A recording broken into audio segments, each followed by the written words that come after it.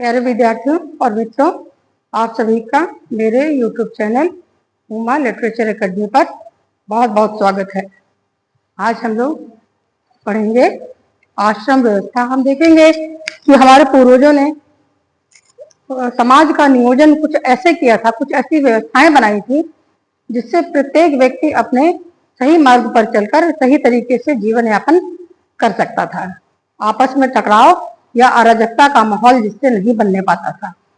तो इसलिए इन व्यवस्थाओं की आवश्यकता उस समय बहुत ज्यादा थी और आज भी हम देखते हैं कि मनुष्य के मानव जीवन में यदि इन व्यवस्थाओं को अपनाए तो निश्चित रूप से वह व्यर्थ की परेशानियों से बचते हुए अपने जीवन को सुंदर और संवार सकता है और जन्म से लेकर मृत्यु तक के सभी लक्ष्य पूरे करते हुए अंतिम लक्ष्य मोक्ष को भी प्राप्त कर लेता है।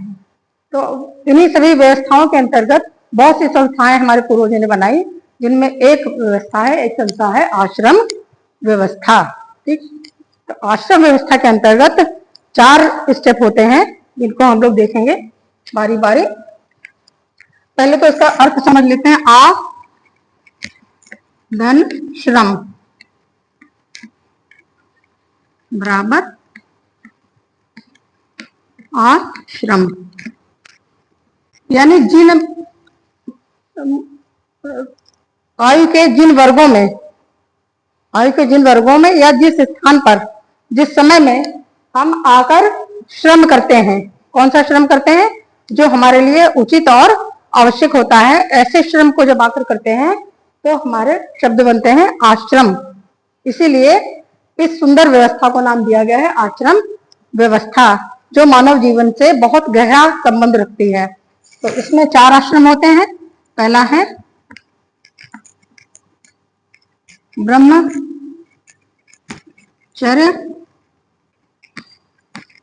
आश्रम,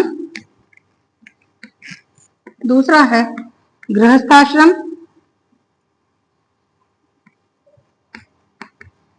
गृहस्थ आश्रम, तीसरा है वानप्रस्थाश्रम,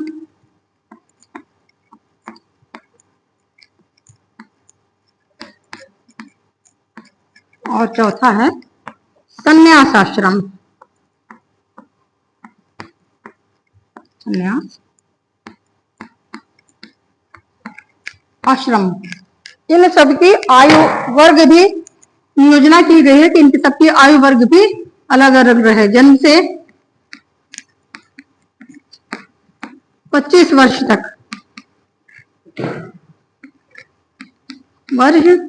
की आयु में ब्रह्मचर्य आश्रम माना गया है। 25 से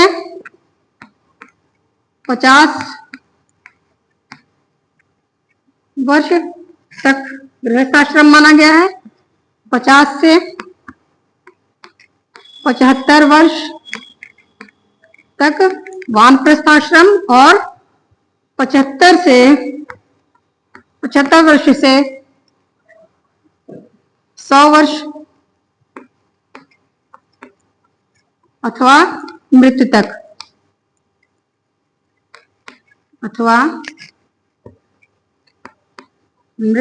तक।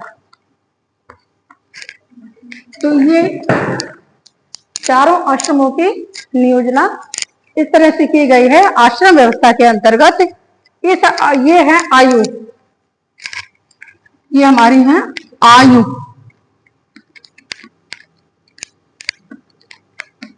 प्रत्येक व्यक्ति के जीवन के लिए यह आयु प्रदान की गई है कि जन्म से लेकर 25 वर्ष तक ब्रह्मचर्य आश्रम का व्यक्ति पालन करे और 25 वर्ष से 50 वर्ष तक गृहस्थ आश्रम का पालन करे।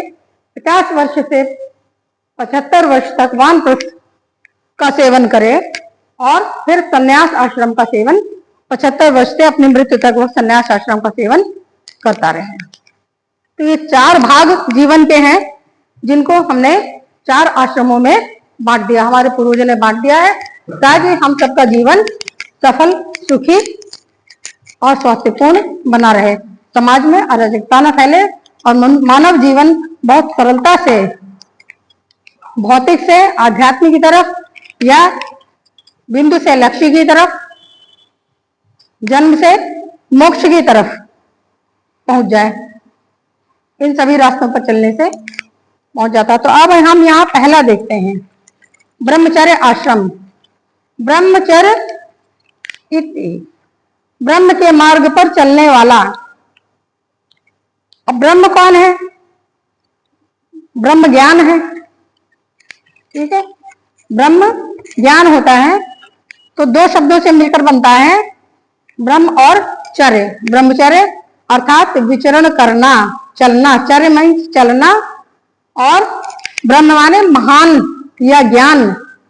ज्ञान का मार्ग ही हम जानते हैं सर्वाधिक महान मार्ग होता है, इसलिए ज्ञान के मार्ग पर या महान मार्ग पर चलने वाला ब्रह्मचारी कहलाता है। ब्रह्मचर्य का एक और अर्थ भी है, जिसका अर्थ होता है वेद के मार्ग पर चलना। तो ब्रह्म और वेद का घनिष्ठ संबंध है। ब्रह्म वेद इति श्रुतेः। इस आश्रम का परम उद्देश्य विद्या की प्राप्ति है।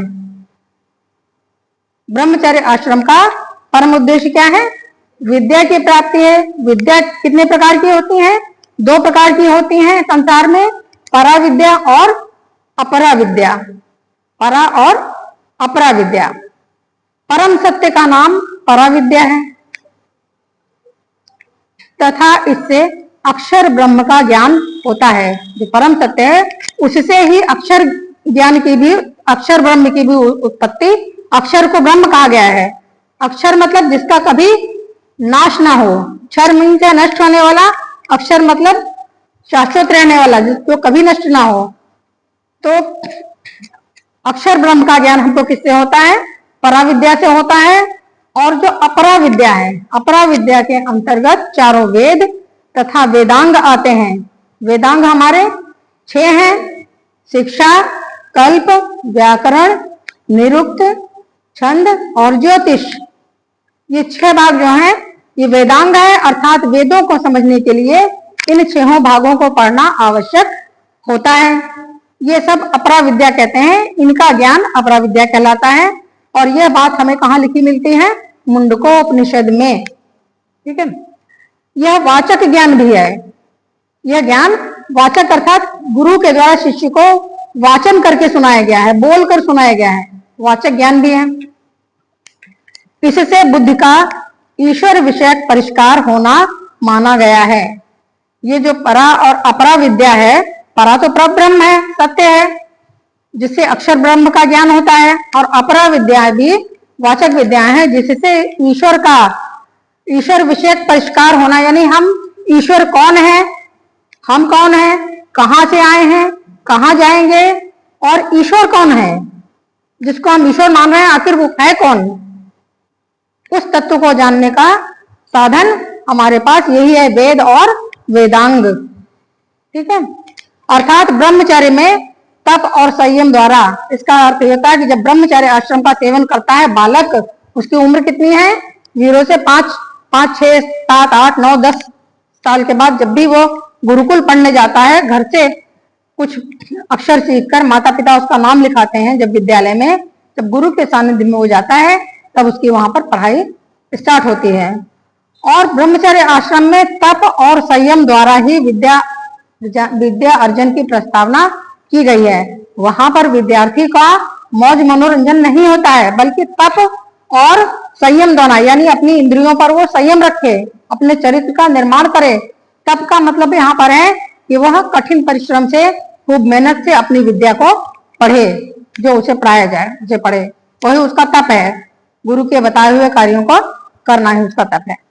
तो तप और संयम द्वारा विद्यार्जन की प्रस्तावना यहाँ पर दी गई है। ऋग्वेद के 10वें मंडल में एक कर्तव्यनिष्ठ ब्रह्मचारी का उल्लेख मिलता है, ठीक है। तो यहाँ पर TH ग्रिफिथ महोदय हैं, उन्होंने कहा इसका तात्पर्य यह होता है कि धार्मिक विद्यार्थी, अथर्ववेद में मृग चर्मधारी से ब्रह्मचारी का संकेत मिलता है कि जो मृग चर्मधारी होते थे बालक, उससे पता चलता है कि वो पढ़ने लिखने वाला बालक है, और उसको ब्रह्मचारी कहते थे, ब्रह्मचारी का संकेत मिलता है। मृग चर्मधारी यानी जो मृग के चर्म को धारण करता है, वहां पे सामान्य वस्त्र वो नहीं पहनता है जो घर में पहनने वाले होते हैं, जो गुरुकुल में उसको लिए निश्चित होता है वही वो धारण करता है। तो ये क्या करते हैं मृग चर्मधारी ब्रह्मचारी? प्रातः सायं, सुबह और शाम, अग्नि में रखी हुई समिधा, अग्नि में समिधा में जो आम या उत्तम वृक्षों की लकड़ी जिससे हवन किए जाते हैं, जो अग्नि में रखी जाती है, उससे जो जब आग जलाई जाती है उससे जो तेज उत्पन्न होता है, तो उस तेज से तेजस्वी होते थे, अर्थात वो नित्य प्रति अपने गुरु के साथ मिलकर हवन और यज्ञ भी करते थे, उस तेज से तेजस्वी होते थे और वे भिक्षा आदि के नियमों का पालन करते थे।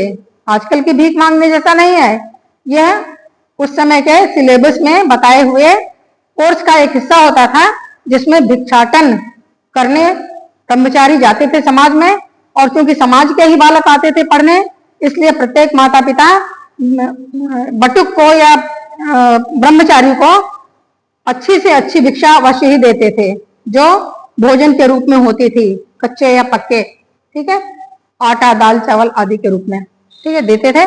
जिसको लाते थे उसी से गुरु और शिष्यों का परिपालन उस समय होता था। महाभारत के अनुसार ब्रह्मचारी वह है जो मनसा वाचा और कर्मणा से ब्रह्म का सेवन करे, यानी अपने मन से भी ब्रह्म यानी सत्य का या ज्ञान का, और अपने वचन से भी ज्ञान की बातें बोले, और कर्म से भी ज्ञान के कर्म करे वो। तो ब्रह्मचारी में दीक्षित होने के उपरांत बालकों को ब्रह्मचारी कहा जाता था। अभी हम एक ही पढ़ रहे हैं, ब्रह्मचारी आश्रम देख रहे हैं, ठीक है। अब वह ब्रह्म व्रत का पालन करता था, उसके लिए सिर्फ एक व्रत था, ब्रह्म का व्रत या अर्थात ज्ञान का व्रत, सिर्फ उसको ज्ञानार्जन करना है और किसी व्रत वगैरह में उसको नहीं पढ़ना है। धर्म शास्त्रों के अनुसार ब्रह्मचारी को नित्य संध्योपासना एवं भोजन के पूर्व शुद्ध जल का आचमन करना चाहिए। जब भोजन करे उसके पहले हमेशा हाथ धुले और मुंह से ला करके आचमन का करना चाहिए। दिन में शयन ब्रह्मचारी को नहीं करना चाहिए, दिन में नहीं सोना चाहिए। क्रोध और मिथ्या भाषण भी नहीं करना चाहिए कभी भी ब्रह्मचारी को। और देखिए संयम और तप यहाँ पर आया, उसको संयम से रहना चाहिए, यानी उसको किसी भी बात पर क्रोधित नहीं होना चाहिए, क्रोध नहीं होना चाहिए। और मिथ्या भाषण अर्थात उसे झूठ भी नहीं बोलना चाहिए, न गुरु से, न माता पिता से, न अपने संगी साथियों से, कभी भी झूठ का सहारा नहीं लेना चाहिए। तो ये ब्रह्मचारी के लिए कहा गया। भूमि पर शयन करना चाहिए, उसे लिखा है कि ब्रह्मचारी को सुख की आवश्यकता नहीं है, उसे यहाँ पर उसका यही तप है कि वो भूमि पर शयन करे, सोए भूमि पर, और अल्पाहार करे। अल्पाहार होना चाहिए, कुछ ठोस ठोस के भोजन नहीं करना चाहिए, बल्कि कुछ खाली पेट, कुछ अल्पाहार, कम भोजन करे। अति स्नान भी उसके लिए वर्जित माना गया कि बहुत देर तक नदियों में तालाबों में आप कूद जाइए, बहुत देर तक नहाते रहिए, ऐसा भी नहीं। अति स्नान, अति भोजन, अति निद्रा, अति जागरण, अधिक जागना भी नहीं चाहिए, समय पर सोना और समय पर उठना चाहिए उसे। ब्रह्म मुहूर्त में उठकर, कब उठना चाहिए? ब्रह्म मुहूर्त, जब हमारे यहाँ घड़ी में 4 बजते हैं वह समय ब्रह्म मुहूर्त होता है, ठीक। तो ब्रह्म मुहूर्त में उठकर आवश्यक नित्य कर्म क्या क्या होते हैं? शौच आदि, दंत धावन, दांतों को साफ करना, स्नान करना, शौच आदि जाना जिसको फ्रेश होना कहते हैं, और संध्योपासन। संध्याएं हमारे यहाँ सुबह होती है, जब रात से दिन निकलता है तब एक संध्या होती है, एक मध्याह्न में यानी दोपहर में संध्या होती है, जब दोपहर और शाम झुकने वाली होती है उस समय संध्या होती है, और तीसरी संध्या दिन और रात का जब मिलन होता है, यानी दिन समाप्त होने वाला होता है और रात्रि आने वाली होती है। तो हम 3 प्रकार की संध्याएं भारतवर्ष में हिंदू धर्म में मानी गई हैं।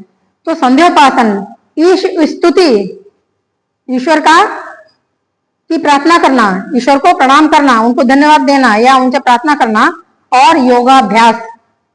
यहाँ पे देखिए मानसिक और शारीरिक दोनों प्रकार के ब्रह्मचारी के लिए कार्य बताए गए हैं कि योगाभ्यास भी वो करे, यानी अपने स्वास्थ्य का भी ध्यान रखे। गायत्री जप मंत्रों में श्रेष्ठ सर्वाधिक माना गया है। कौन सा मंत्र? गायत्री। ओम भूर्भुवः स्वः तत्सवितुर्वरेण्यं भर्गो देवस्य धीमहि धियो यो नः प्रचोदयात्। ये गायत्री मंत्र होता है। तो नित्य प्रति सभी को गायत्री मंत्र प्रातः और सायं विद्यार्थियों को करना चाहिए। इससे क्या होता है? सूर्य से प्रार्थना करते हैं कि कि हमें तेज और बल दो, हे प्राणदाता, हमें प्राण दो, हमें जीवन शक्ति दो और सब पूरे संसार का भला करो। इस मंत्र का लगभग यही अर्थ होता है। ठीक है, उसका जीवन संयमित होता है, नियमबद्ध होता है, मतलब एक नियम से उसको कितने समय तक क्या करना है, उसके जीवन में नियम से बंधा होता है वो, और सभी उपभोगों में सादे जीवन का आदर्श माना गया है। सभी प्रकार के उपभोग उसको त्याग देना चाहिए, सादा जीवन और उच्च विचार, ऐसा ब्रह्मचारी के लिए कहा गया है। यहाँ पर अहिंसा, सत्य, अस्तेय, अस्तेय का अर्थ है चोरी न करना, अस्तेय, ब्रह्मचर्य, अपरिग्रह यानी आवश्यकता से अधिक चीजों का संग्रह न करना, अपरिग्रह, नियम, शौच, संतोष, तप, स्वाध्याय, ईश्वर प्राणिधान, इंद्रिय निग्रह और विनय। विनय मीन्स, विनय का मतलब होता है अनुशासन में रहना। ब्रह्मचर्य आश्रम की शिक्षा के मुख्य आचार निर्धारित किए गए। मुख्य आचार का तात्पर्य होता है कि मुख्य नियम बनाए गए ऐसे कि वो इतने नियमों का पालन करेगा। ब्रह्मचर्य में उपनयन के बाद प्रवेश का अधिकार प्राप्त होता था। प्रत्येक बालक को माता पिता गुरु के पास लाते थे और गुरु जिन बालकों को शिक्षा देता था उनका उपनयन संस्कार करता था। उस संस्कार में वो अपने सामने बालक को बैठाता था और हवन आदि क्रिया से उसको शुद्ध करता था। घर के वस्त्र उसके बदल जाते थे और आश्रम के दिए हुए मृग चर्म या सूती वस्त्र या ऊनी वस्त्र जो भी आवश्यकता होती थी गुरु उसको पहना देता था, तो उसी में अब उसको रहना होता था।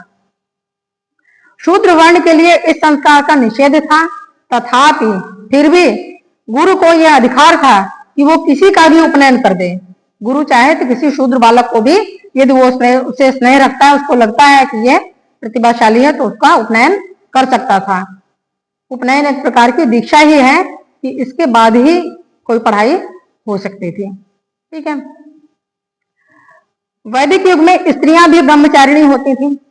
वैदिक काल में जो बालिकाएं होती थी वो भी ब्रह्मचारिणी अर्थात ब्रह्म के मार्ग पर चलने वाली, वो भी ब्रह्मचारी बालक हुए तो ब्रह्मचारिणी बालिकाएं हो गई, वो भी पढ़ाई करती थी।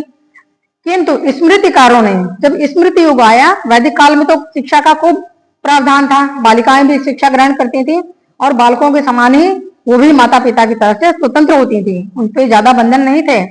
लेकिन स्मृतिकारों ने उन्हें ब्रह्मचर्य आश्रम में प्रवेश के अधिकार से वंचित कर दिया। क्यों? क्योंकि इस स्मृति युग तक हमारे यहाँ बाहरी आक्रमण होने लगे थे और बहुत से ऐसे होने लगे थे कि जैसे कन्याओं का विवाह, अनुलोम और प्रतिलोम विवाह आदि होने लगे थे। तो इन सब कारणों से संभवतः ऐसा किया गया होगा कि उन्हें ब्रह्मचर्य आश्रम के में प्रवेश करने से वंचित कर दिया गया। ब्रह्मचर्य आश्रम में प्रवेश की आयु 8 से 24 वर्ष तक रखी गई है। ठीक है, यहाँ पे मैंने जो 0 लिखा है इसको आप 8 वर्ष मान सकते हैं, क्योंकि 0 से 5 वर्ष तक तो घर में ही रहता है बालक, उसके बाद ही माता पिता 5-6 वर्ष के बाद ही इसको कह सकते हैं। ये 8 वर्ष कर लेते हैं इसको, 8 वर्ष से 25 वर्ष तक ये उसकी आयु रखी गई है। ब्रह्मचर्य आश्रम में अब क्या क्या योग्यताएं प्राप्त करते थे ये देखते हैं कि मनुष्य या बालक बालिकाएं शारीरिक, शैक्षिक और आध्यात्मिक योग्यताएं प्राप्त करते थे। बुद्धि का प्रशिक्षण होता था, क्रियाओं का नियंत्रण होता था और इच्छाओं का परिष्कार करना सिखाया जाता था कि आपको बहुत सारी इच्छाएं नहीं करनी है कि हम ये लेंगे वो लेंगे इकट्ठा करेंगे, कुछ नहीं, बिल्कुल इच्छाओं का दमन करना यहाँ पर सिखाया जाता था। आध्यात्मिक आकांक्षाओं की संतुष्टि, आप इच्छा अगर करिए भी तो ईश्वर के प्रति करिए, आध्यात्मिक इच्छाएं करिए, ऊंचे उठने की, अपने आत्मा को ऊंचे उठाने की कोशिश, उसकी संतुष्टि तथा आत्मा का उद्धार भी होता था। इसी तरह से बालकों की आत्मा का उद्धार, यानी वो ब्रह्मचारी बनकर एक सफल और शुद्ध मनुष्य बनते थे जो सबके कल्याण के लिए सोचते थे। सर्वे भवन्तु सुखिनः सर्वे सन्तु निरामया का विचार उनके मन में होता था। ब्रह्मचर्यति ब्रह्मचारी, जो ब्रह्म में विचरण करता है वही ब्रह्मचारी है, अर्थात जो ज्ञान के अंदर घुसा हुआ है, ज्ञान में विचरण कर रहा है। आप लोग विद्यार्थी हैं, आप ज्ञान के ही सेवन कर रहे हैं, इस समय ज्ञान में घुसे हुए हैं, है कि नहीं, ज्ञान में ही घूम रहे हैं, तो आप विद्यार्थी हैं, ब्रह्मचारी हैं। ब्रह्म ज्ञान का साधन होने से, क्योंकि ब्रह्म ज्ञान का साधन होने से ब्रह्मचर्य आश्रम में ब्रह्मचारी ब्रह्मनिष्ठ होकर ब्रह्मलोक की प्राप्ति करता था। अर्थात ज्ञान में जब वो विचरण करेगा तो सर्वोच्च ज्ञान को भी प्राप्त कर लेता है, उसी को ब्रह्मलोक कहा गया है। ठीक, पढ़ते पढ़ते पढ़ते पढ़ते विद्या वारिधि तक पहुंचकर ब्रह्मलोक को प्राप्त करता था। ब्रह्मचर्य के बिना तपस्या व्यर्थ थी, कोई भी तपस्या बेकार थी, क्योंकि अगर ज्ञान नहीं है तो तपस्या का कोई अर्थ भी नहीं है। यह आश्रमों की सिद्धि में मूल माना गया है। चारों आश्रमों की सिद्धि में ज्ञान का होना मूल माना गया, जड़ माना गया है। ज्ञान के ही आधार पर बाकी आश्रमों का विकास होता है। यह आश्रमों की सिद्धि में मूल माना गया। ब्रह्मचर्य इंद्रिय निग्रह एवं कठोर व्रत का पर्याय हो गया। पर्याय मतलब पर्यायवाची हो गया, यानी ब्रह्मचारी का जो जीवन है वह इंद्रिय निग्रह, अपने इंद्रियों पे संयम और कठोर व्रत यानी अधिक परिश्रम, इसमें ज्ञान के क्षेत्र में कठिन परिश्रम का प्रकाश करने वाला हो गया, या उसका पर्यायवाची हो गया कि ब्रह्मचारियों को सुख नहीं है। विद्यार्थी कुतो सुखम धनार्थी कुतो विद्या, जिसको धन की चाह है उसको विद्या कहाँ, और जिसको विद्या की चाह है उसको धन कहाँ, ऐसा कहा गया है। इसी भाव से कहा गया कि ब्रह्मचर्य से राजा राष्ट्र की रक्षा करता है। यदि राजा ने भी ब्रह्मचर्य आश्रम का पालन किया है तो उसने अपनी आत्मा को ऊंचा उठाया है, ज्ञान से भरपूर है, तो वह राष्ट्र की रक्षा कर सकता है। यहाँ तक कि ब्रह्मचर्य से देवताओं ने भी मृत्यु को जीत लिया।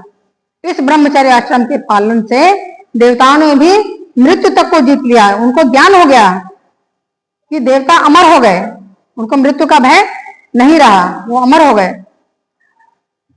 ब्रह्मचर्य आश्रम के पालन से ब्रह्मचारी शरीर व मस्तिष्क के श्रम को, योगाभ्यास और भिक्षाटन में शारीरिक उसका होता था महत्व, और बाकी का ज्ञान के समय में उसके मस्तिष्क का विकास होता है, तो शरीर और मस्तिष्क के श्रम के महत्व को पूरी तरह से समझ लेता था, पूर्णतया समझ लेता था, और वह नीर-क्षीर विवेक युक्त हो जाता था।